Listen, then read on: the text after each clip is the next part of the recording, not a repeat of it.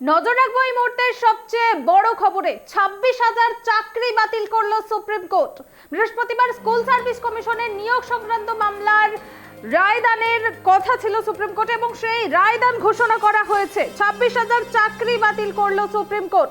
হাইকোর্টের রায় বহাল রাখলো সুপ্রিম কোর্ট। 2016-র এসএসসির পুরো প্যানেল বাতিল করলো সুপ্রিম কোর্ট। এই বিষয়ে আমরা বিস্তারিত জানবো। এই মুহূর্তে আমার সঙ্গে টেলিফোন লাইনে রয়েছেন আমাদের প্রতিনিধি কলকাতা থেকে রিমিক মাঝি। রিমিক, 26,000 চাকরি বাতিল করে দিল সুপ্রিম কোর্ট এবং হাইকোর্টের রায় বহাল রাখলো, কি জানা যাচ্ছে বিস্তারিত জানাও আমাদের। একদমই দেখো, এটাই প্রত্যাশিত ছিল, কেননা যখন কলকাতা হাইকোর্টের ডিভিশন বেঞ্চে দীর্ঘদিন শুনানি চলেছিল বিচারপতি দীপাংশু বসাক এবং বিচারপতি মোহাম্মদ সাদিক ডিভিশন বেঞ্চে, তখন কিন্তু একটা প্রশ্নই বারবার করে ঘুরে এসেছিল যে এই যে 25,753 জনের যে প্যানেল, সেই প্যানেলের মধ্যে কারা যোগ্য কারা অযোগ্য সেটা বিচার করা, সেটা বাছাই করা কোনোভাবেই সম্ভব হচ্ছিল না। কমিশনের পক্ষ থেকে যেটা বলা হয়েছিল যে র্যাঙ্ক জাম্প এবং মেয়াদ উত্তীর্ণ প্যানেল থেকে চাকরি পেয়েছিল প্রায় 5,303 জন, কিন্তু তার বাইরেও যে সাদা খাতা জমা দিয়ে যে চাকরির অভিযোগ ছিল বেআইনি ভাবে চাকরি, সেইটার কিন্তু কোনো হিসেব পাওয়া যাচ্ছিল না। কারণ আসল ওএমআর সিট কোথায়, সেই আসল ওএমআর সিটের কোনো হদিশ পাওয়া যায়নি। তারপরে নাইসার যে কর্তা বনসালের যে হার্ড ডিস্ক থেকে যে ওএমআর সিটের ইমেজ কপি পাওয়া গিয়েছে, সেটাকে কখনো গ্রহণযোগ্য বলে মনে করেনি আদালত।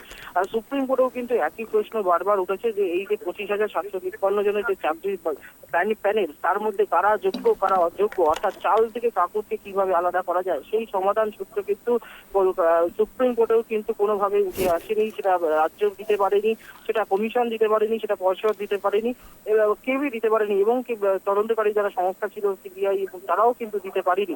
মানে এই প্রশ্নটাই কিন্তু মূল জটের জায়গা ছিল যে অযোগ্য এবং যোগ্যদের কি করে আলাদা করবে, সেই সমাধান সূত্র পাওয়া যায়নি। মানে একটা প্রত্যাশা করা যাচ্ছিল যে কলকাতা হাইকোর্টের ডিভিশন বেঞ্চ যে রায় দিয়েছিল সেটাই হয়তো বহাল থাকতে পারে, সেইটাই কিন্তু বহাল রাখলো। আজকে কিন্তু সুপ্রিম কোর্টের প্রধান বিচারপতি বেঞ্চ কিন্তু পরিষ্কার জানিয়ে দিল যে কলকাতা হাইকোর্টের ডিভিশন বেঞ্চ যে নির্দেশ দিয়েছিল সেই নির্দেশে হস্তক্ষেপ করার কোনো প্রয়োজনীয়তা দেখছে না সুপ্রিম কোর্ট। অর্থাৎ কলকাতা হাইকোর্ট 25,753 জনের যে 2016 সালের এসএসসি যে প্যানেল বাতিলের নির্দেশ দিয়েছিল সেটাই কিন্তু বহাল থাকছে। এরপরে দেখার যে আরো যে বিষয়গুলো, কেননা কলকাতা হাইকোর্টের ডিভিশন বেঞ্চে নির্দেশ দিল যে যারা অবৈধভাবে চাকরি পেয়েছে তাদেরকে কিন্তু 12% ইন্টারেস্টে কিন্তু তাদের মাইনে বেতন ফেরত দেওয়ার নির্দেশ দেওয়া হয়েছিল। সেই বিষয়ে সুপ্রিম কোর্টের কি নির্দেশ, সেটা কিন্তু আর বিস্তারিত রায়টা এলে কিন্তু সেটা জানা যাবে। পুনামি, একেবারেই ধন্যবাদ রিমিক। নজর রাখো, আপনাদের আবার একবার জানিয়ে রাখবো, 26,000 চাকরি বাতিল করলো সুপ্রিম কোর্ট। হাইকোর্টের রায় বহাল রাখলো সুপ্রিম কোর্ট। 2016-র এসএসসির পুরো প্যানেল বাতিল করলো সুপ্রিম কোর্ট। আপনাদের জানিয়ে রাখবো, স্কুল সার্ভিস কমিশনের 26,000 চাকরি বাতিল মামলার রায় বৃহস্পতিবার ঘোষণা করার কথা ছিল সুপ্রিম কোর্টে। এবার সেই রায় ঘোষণা করলো সুপ্রিম কোর্ট। প্রধান বিচারপতি সঞ্জীব খান্না এবং বিচারপতি সঞ্জয় কুমারের বেঞ্চে এই মামলার শুনানি হয়েছে। ফেব্রুয়ারিতেই শুনানি শেষ করে রায় ঘোষণা স্থগিত রেখেছিল আদালত। এবং বুধবার জানানো হয় যে বৃহস্পতিবার 10:30টায় প্রধান বিচারপতির বেঞ্চ এই মামলার রায় ঘোষণা করবে এবং সেই মতো এই রায় ঘোষণা হয়ে গেল।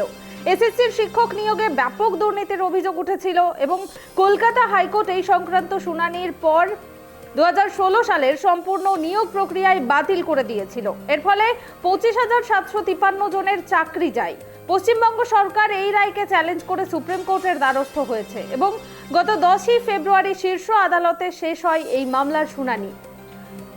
বুধবার সুপ্রিম কোর্ট যে তালিকা প্রকাশ করেছে তাতে বলা হয়েছে বৃহস্পতিবার সকালে 26,000 চাকরি বাতিল মামলার রায় ঘোষণা করা হবে এবং 26,000 চাকরি বাতিলের এই মামলায় একাধিক জটিলতা ছিল, যার মধ্যে অন্যতম হলো যোগ্য এবং অযোগ্যদের বাছাইয়ের সমস্যা এবং কিভাবে যোগ্য এবং অযোগ্যদের আলাদা করা হবে সেই প্রশ্নের উত্তর কিন্তু শেষ পর্যন্ত মেলেনি।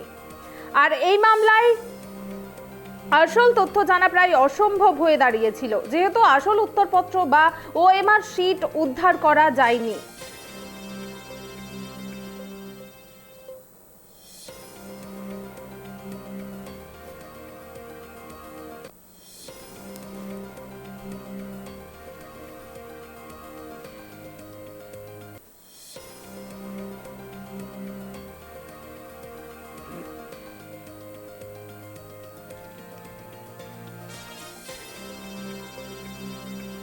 আমরা দেখলাম 26,000 চাকরি বাতিল করলো সুপ্রিম কোর্ট। হাইকোর্টের রায় কিন্তু বহাল রেখেছে সুপ্রিম কোর্ট। এই বিষয়ে আমরা কথা বলবো। আমার সঙ্গে টেলিফোন লাইনে রয়েছেন বিজেপি নেতা রাহুল সিনহা। রাহুল বাবু, আপনাকে নমস্কার, ট্রাইব টিভি বাংলায় স্বাগত। আপনার সঙ্গে কথা বলছি আমি কুনামি। যেটা জানতে চাইবো, 26,000 চাকরি বাতিল করলো সুপ্রিম কোর্ট, হাইকোর্টের রায় বহাল রাখলো সুপ্রিম কোর্ট, কি বলবেন এ বিষয়ে? দেখুন, হাইকোর্টের যখন এই রায় বেরিয়েছিল সেই ঐতিহাসিক রায়কে আমরা সমর্থন করেছিলাম। তার কারণ ওএমআর সিট যেভাবে জাল করা হয়েছে, ওর থেকে যোগ্য অযোগ্য খুঁজে বের করা দুষ্কর ব্যাপার। আর যোগ্যের চেয়ে অযোগ্যের সংখ্যাই বেশি, যারা পয়সার বিনিময়ে চাকরি নিয়েছে। অতএব আমি মনে করি যে এই তদন্তে যে সত্য বেরিয়ে এসছে সেই সত্যকে স্বীকার করা উচিত, এবং এটা রাজ্য সরকারের কাছে একটা বড় ধাক্কা বলে আমি মনে করি। যে রাজ্য সরকারের যে জালিয়াতি, সেটা সুপ্রিম কোর্টও মোহর লাগালো। অতএব রাজ্য সরকার এবং শিক্ষা দপ্তর মিলে যে বিশাল দুর্নীতি করেছে, সেই দুর্নীতিরই আজকে নিদর্শন হচ্ছে এই রায়। অতএব আমি এটাও মনে করি যে এই রায়ে রাজ্য সরকারের গালে এক চপেটাঘাত সুপ্রিম কোর্টের মাধ্যমে হলো। রাহুল বাবু, এই 26,000 চাকরি বাতিল যাদের হয়েছে তাদের মধ্যে কিন্তু যোগ্য প্রার্থীরাও রয়েছে। এই যে এতগুলো মানুষের ভবিষ্যৎ এখন অন্ধকারে। সে তো আমি বললাম, যোগ্য প্রার্থী আছে, কিন্তু যেখানে একটা বড় জালিয়াতি হয়েছে, যোগ্য অযোগ্য খুঁজে কিছুতেই পাওয়া যাচ্ছে না, তো সেখানে কি করা যাবে? যেখানে অধিকাংশ হচ্ছে অযোগ্য, যোগ্যের সংখ্যা কম, এ কথা আমি আগেই বলেছি। অতএব সেই কারণের জন্য কিছু সাফারার তো লোক হবে, এতে কোনো সন্দেহ নেই। তবে যোগ্য যারা, তারা ঠিক তাদের যোগ্য মর্যাদা সম্পন্নভাবে তারা জীবনে এগিয়ে যেতে পারবে। আর যারা পয়সা দিয়ে অযোগ্য চাকরি জোগাড় করেছিল, তাদের কপালে দুঃখ দুর্ভাগ্য অবস্থা জুড়বে। রাহুল বাবু, তবে এসএসসি দুর্নীতির জন্যই কি কিছু যোগ্য মানুষদেরও আজ বঞ্চিত হতে হচ্ছে? হ্যাঁ, এটা তো উপায় নেই।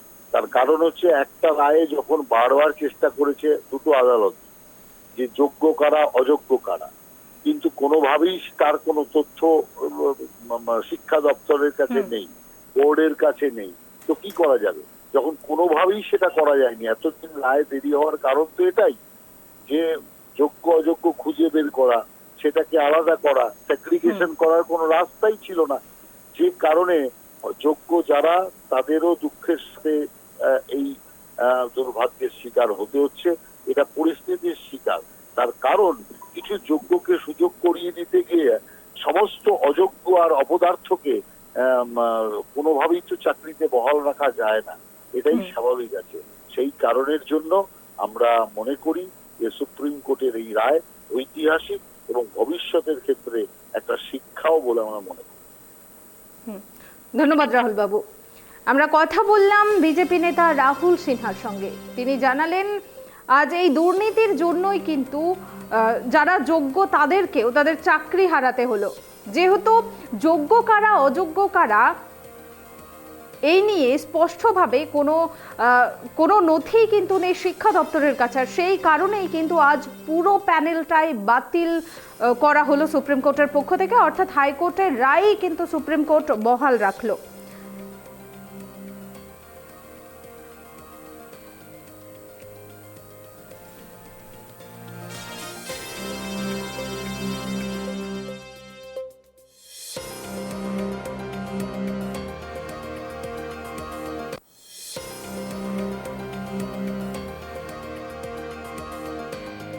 আপনাদের আবারও একবার জানিয়ে রাখবো, বৃহস্পতিবার স্কুল সার্ভিস কমিশনের নিয়োগ সংক্রান্ত মামলার রায় ঘোষণা করলো সুপ্রিম কোর্ট। 26,000 শিক্ষক শিক্ষিকার চাকরি বাতিলের রায় বহাল রাখলো সুপ্রিম কোর্ট। হাইকোর্টের রায় বহাল রাখলো সুপ্রিম কোর্ট। অর্থাৎ 26,000 শিক্ষক শিক্ষিকার চাকরি বাতিল সুপ্রিম কোর্টের। কলকাতা হাইকোর্টের নির্দেশে স্কুল সার্ভিস কমিশনের 2016 সালের পুরো নিয়োগ প্রক্রিয়া বাতিল হয়ে গিয়েছিল। এবং সেই রায়কে চ্যালেঞ্জ করে মামলা হয় শীর্ষ আদালতে। এবার শীর্ষ আদালতেও কিন্তু সেই রায়কেই বহাল রাখা হলো।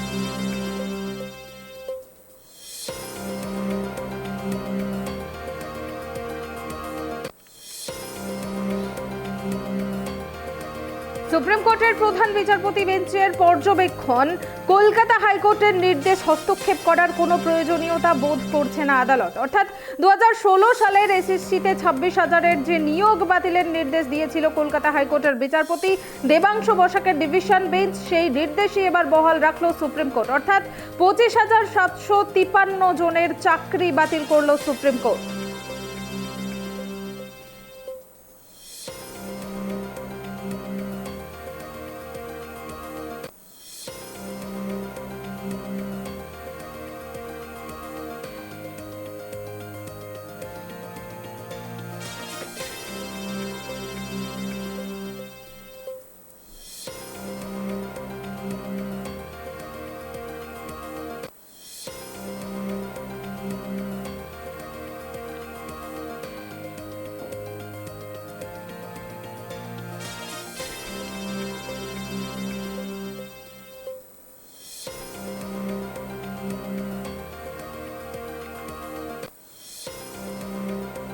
আপনাদের আবারও একবার জানিয়ে রাখবো, স্কুল সার্ভিস কমিশনের নিয়োগ সংক্রান্ত মামলার রায় ঘোষণা সুপ্রিম কোর্টের।